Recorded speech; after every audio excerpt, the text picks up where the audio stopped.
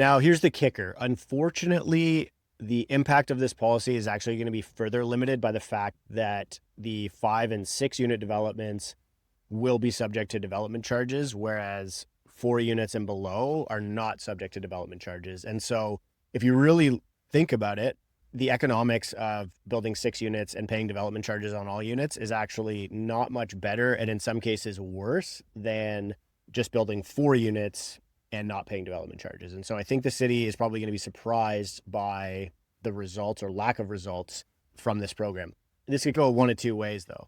It could basically get no sixplexes built, and then the NIMBYs who are pushing back against the policy say, oh, there was basically no impact. Maybe we should let this go citywide.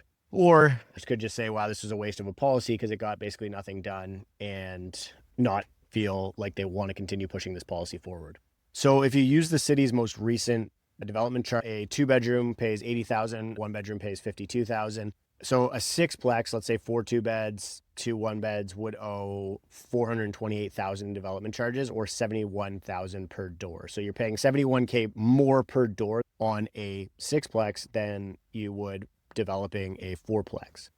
So if you run a pro forma on that, let's say you build a fourplex, hard and soft costs about the same, maybe a little bit lower because you're building 4 units rather than 6, no DCs. And so you'd be delivering a yield on cost of about 4.2%. Whereas if you build a sixplex with DCs, you'd be delivering at a yield on cost of about in the 3% range. So you go from the 4% range where you can typically qualify a deal for CMHC MLI Select financing and actually cash flow that deal at their minimum debt service coverage ratio of 1.1, versus the sixplex where you're paying substantially more and the yield on cost is just not really high enough to substantiate MLI Select financing. So you're going to have to put more equity into the deal to make it cash flow.